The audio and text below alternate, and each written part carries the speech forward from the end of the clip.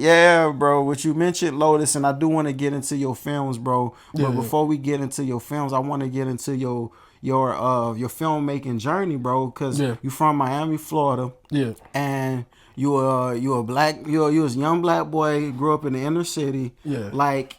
And obviously, you was influenced by hip hop culture because you saying that your dream was to look like the rapper and all that. But somewhere in the lines of all that, you discovered a passion for filmmaking, and you yeah. made that to be your attached to your purpose and something you want to do in life. Like, can you like tell me the story and walk us through like how you discovered like I want to be a fucking filmmaker. This is what I want to do. Yeah, most def.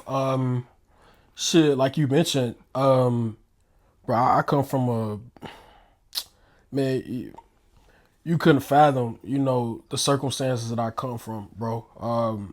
Just being raised by a single mother and in a an environment in which I come from, bro. It was horrific. I'm not even gonna lie. Like I had another interview yesterday, I believe, or the day before, and I had to explain this to them.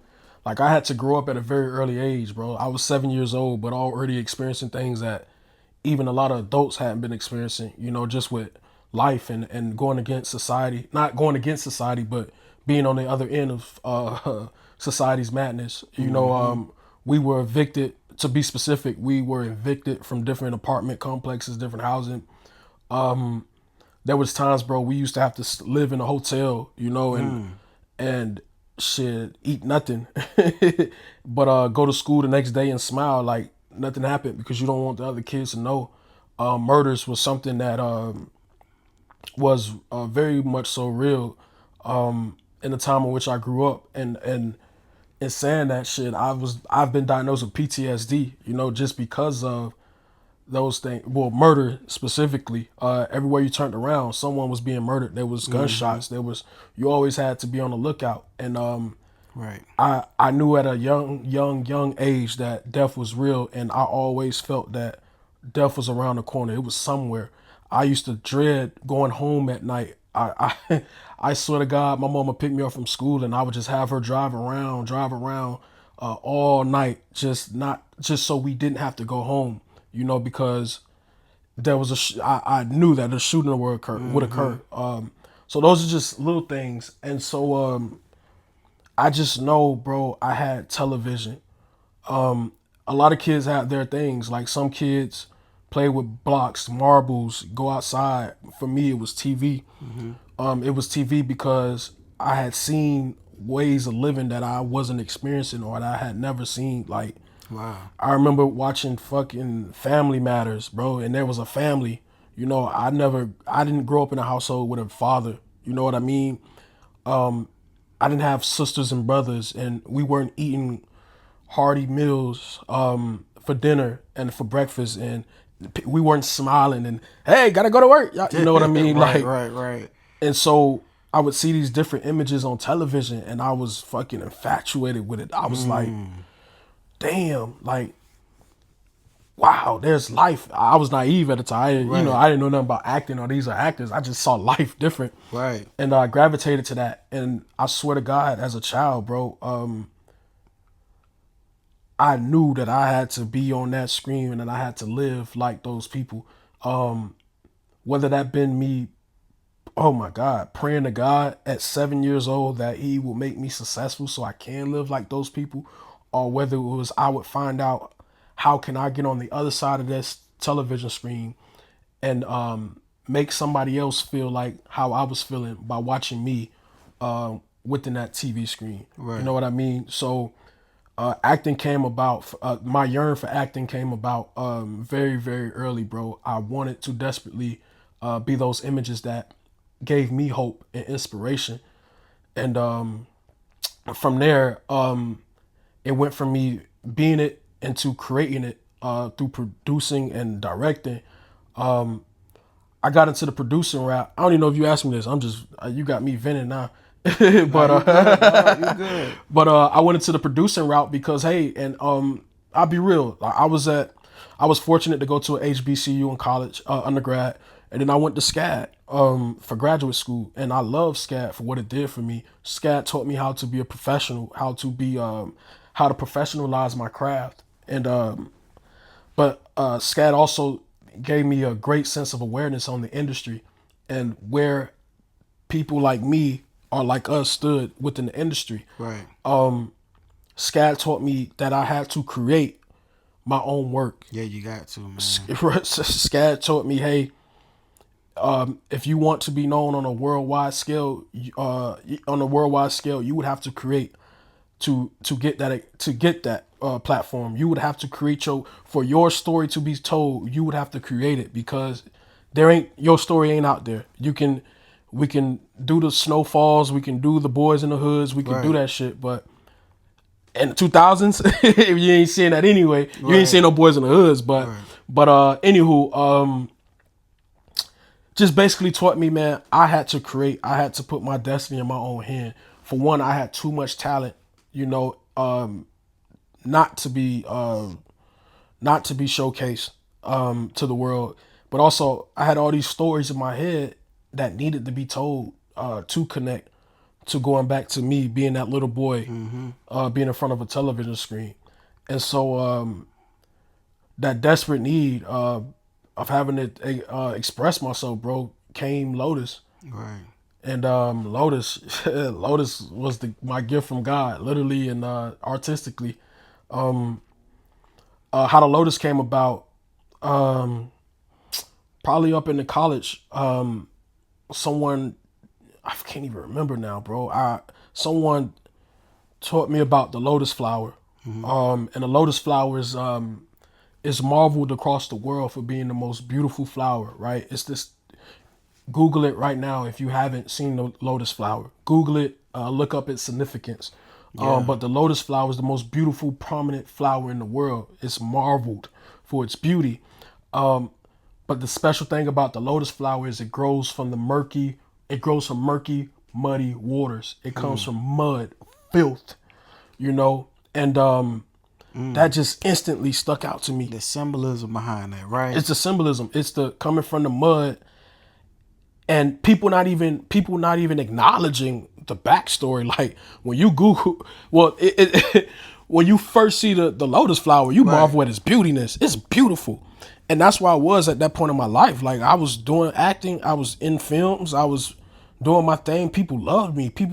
I'm talking to kids, and bro, I'm from South Miami Heights, Florida. Like I would never imagine, but parents are throwing me in front of their kids to mentor them, to guide them, to be the voice, and I'm leading adults, and I'm leading movements, and people are looking to me for answers. Right. And that's the beauty, but no one knows where I came from and what I went through to get to that point, and things that I knew as a child would fucking kill me, bro. Like, I didn't see myself surviving this long. I didn't see myself, I prayed and I hoped, Right. but I didn't see you know what I mean? So like, Yeah. it's still surreal to me at times. Man, I get that, bro. And I really resonate with your story too, because I come from a similar background in the sense, like, I'm sure, like, some of the things you've been through, I couldn't even imagine, bro. But I know a lot of my friends that I came up with in the neighborhood I grew up in was going through some shit. You know what I'm saying? I was fortunate to have both parents in the house,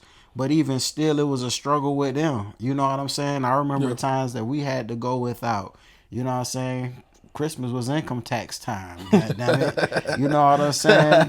Going to get the 99 cents, 50-cent gallon of waters from the grocery store to go to take baths and shit. Like, you know what I'm saying? And it was like, bro, like for me as well, like my release and my escape was music, bro. Yeah. And I remember like just watching Lil Bow Wow and Lil Romeo on MTV Cribs, bro, and being young and thinking like, damn, bro, like these niggas young and they got all of this. Now I know it was fake, but back in the day, I was just like, dang, they got all of this. I'm like, bro, if I could like do that to help my family be in a better situation, like I want to do that. Yeah. And I've always come from a musical background, so it's just natural for me to get into music because my parents, they both musicians, you know, and so it was like, I went with it, bro, and I did it, and I made my mind up at 15. Like, bro, this is what I want to do for the rest of my life, bro, and I'm Yeah. gonna make this shit happen. Yeah. And bro, it's been a journey like that, bro. That's why I really resonate with the Lotus film, bro. Yeah. And I really resonate with your story, bro. And it's just really beautiful that you're able to take these life experiences and make something beautiful. Because I'm sure you would probably got a lot of friends who didn't do the same thing. They didn't have that outlet or that perspective, and they crashed out, bro. Yeah, it's yeah, man. I lost my God rest his soul. My my childhood best friend, man. From here, you know what I mean? Utah. You know, we both went to college together. We were fortunate enough to make it out of where we came from and went to college together. But then life took us on our separate paths. And long story short, we lost contact, you know what I mean, because of the separation, and because we was living our own lives. But whatever was going on with his life and in life, it got too tough on him to where he took himself. He took his life. Sorry to hear that, bro. Yeah, most def. Appreciate it, brother. And it's tough because shit, we come from the same place, right? So the same traumas that he's dealing with, or as an adult, I'm dealing with the same things, the same traumas. You know what I mean? And so I said that to say, like, the time that he was going through depression severely, I was going through depression severely. That was around the same time I was diagnosed with severe depression and PTSD. And it sucks knowing that we both were going through our same things, but we were so caught up in our own lives to where we couldn't connect. You know what I mean? And I could have maybe been the guiding force for him, just like he could have done it for me. We could have been each other's accountability partners. But I say that to say, like, it's a lot of people, bro, who, and I'm seeing daily, like I said, people are passing away daily, bro. And you have to cherish people while they're here, and you have to, it's just, bro, it's so fucking, bro, it's so easy to tell somebody you love them, bro. It is, bro. It's so fucking easy to say, I appreciate you. Don't cost you nothing. It don't cost fucking nothing, bro. And I say that to say, like, I'm seeing it, bro. People are going every fucking day, and it's because life is tough, life is hard, and yes, yes, I've seen a lot of people, bro, who come from where I come from, who couldn't get this far, and on both ends, not just on that, that, but also in jail, in prison. Bro, most of the people I came up with or died or been in prison or in prison at some point. You know what I'm saying? Yeah. And like when you was talking about like murder, bro, like me coming up, I knew that it was wrong. I didn't know it wasn't normal, bro. I did not know it was not normal. Right. It was just like, bro, like I might have PTSD. I didn't get diagnosed, but I don't like to go out like that for real. Because in the back of my mind, I feel like this shit about to get shot up, bro. Yeah. Like, you feel me? I see somebody arguing. You know, the nigga in me want to watch for a little bit, but then it's like, all right, man, like we got to slide before they niggas start shooting.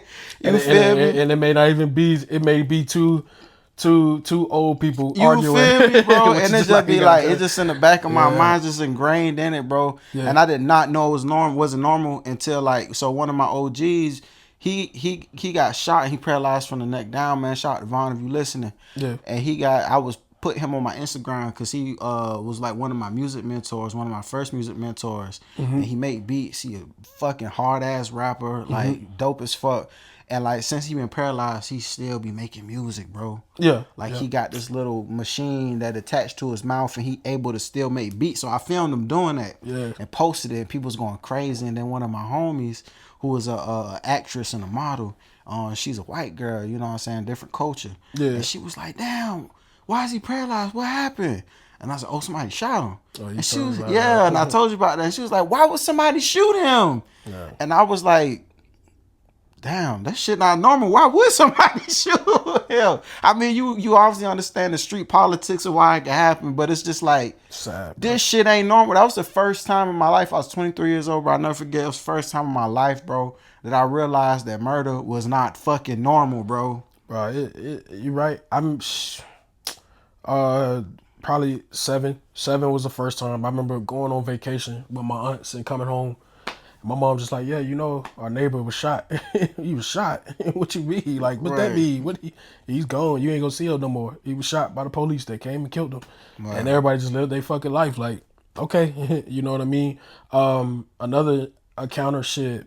I was maybe 8 or 9 probably. At my cousin's house, we had a friend who would come outside and play with us. He did something horrible to his mother, and you could see the everything out where it happened and within the apartment complex and shit. I remember us being kids and like just walking by and seeing that shit. You know what I mean? And reason being why he did it, come to find out, his mother was having him do things that children should never experience. Damn. You know what I mean? And so it's just it's and then like even when you talk about your partner who paralyzed, bro, that shit stuck up. Cause I just lost somebody who another person who I grew up with. We went to college together as well. Knew him from middle school. He was on his way home from college during the holidays and got in a car wreck and was paralyzed. And this was somebody who we looked up to. He was doing his thing. He was the cool guy, and that altered his life, of course. But what really stuck out the most was his fight to try to persevere through life. He did art. Art was Right. his way of expressing himself, and he passed away not too long ago. But Yeah, rest in he, peace. but he was somebody who was proud of me. I admire and look at people for their inner strength and who they are as human beings. So Right. I admired him because I couldn't imagine how I would want to live life if I was paralyzed, bro. And Right. to see him Same, being bro. paralyzed to being that person, like he was that dude. And to go and still live, thrive, smile. We used to talk on social media. Hey, brother, I'm proud of you, man. Send me some of your Lotus gear. I saw Lotus, man. Thank you for putting on for the city. And I'm like, bro, fuck that, nigga. You still fighting. Right. And he passed away. And so, but I just said that to say, bro, like just going back to what I was saying, like, man, we gotta appreciate things and people, bro, and life. Like we can't take this shit for granted. And people like you and I, bro, and plenty of viewers who watching, bro, we are gifted and we have our gifts and talents. And we have to, this is just my opinion, we have to direct our talents and our gifts towards bettering this shit. You know what I mean? Like none of this shit, like how you said, you ain't see nothing wrong with murder. Like, bro, none of this shit is right in society today, bro. Right. How we as a people, black people specifically, like, how we witnessing the shit that we witnessing on every day, nigga, in media, outside on the corner. I can leave here right now and see something on the corner that's just like and pass by. But like, bro, everything here is wrong right now, bro. Yeah. Everything is wrong. Nothing is right. Everything is fucking wrong. And us as artists, it's like we have the ability and the gifts, bro, to change that. Yeah, we do. What other craft, what other thing other than pastors and preachers who can use God's words to change people, who else has the capability to use sound, to use words to change the way a person feels or thinks, to make the little boy who come from inner city Miami look at a fucking TV screen and say, whatever I'm going through right now, I want my life to be like that. We possess that. You get what Right. I'm saying? And so we have to gear our talents and gifts towards that. And that's prioritizing. But like I mentioned before, if people ain't ready, if you want the bullshit, go with the bullshit.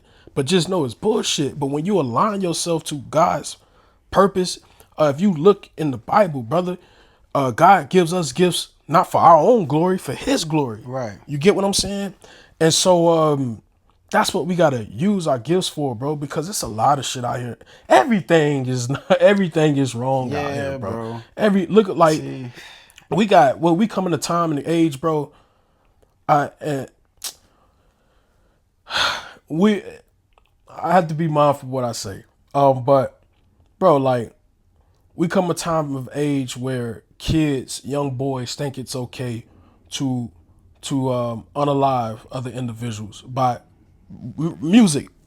They think that music, right? Music, same thing. A young boy, whether a father in the household or not in the household, Right.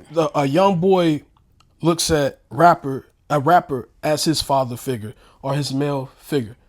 And that rapper has the power to influence this child to either go a positive route or negative route.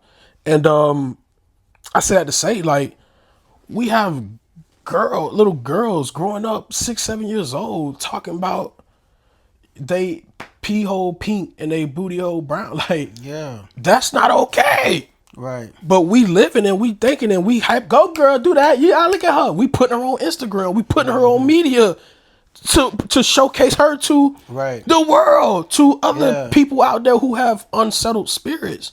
So, Yeah. bro, I this shit is think like wrong. people like you and I, bro, we represent Yeah, the balance, bro. yeah, most definitely. We do because I believe like deeply like man, God gave Satan dominion of the world, bro. So in the sense, it's supposed to be chaos, bro. Yeah, You know, but it's supposed to be balanced too at the same time, which is why God put people like us in the world and give us certain backgrounds and inspire us in a certain way to be like, you know what, I want to be the difference. You know what I'm saying? yeah, Because yeah, it's like the world needs the light, bro. yeah. And like I recommend you for like taking on the responsibility of being that light.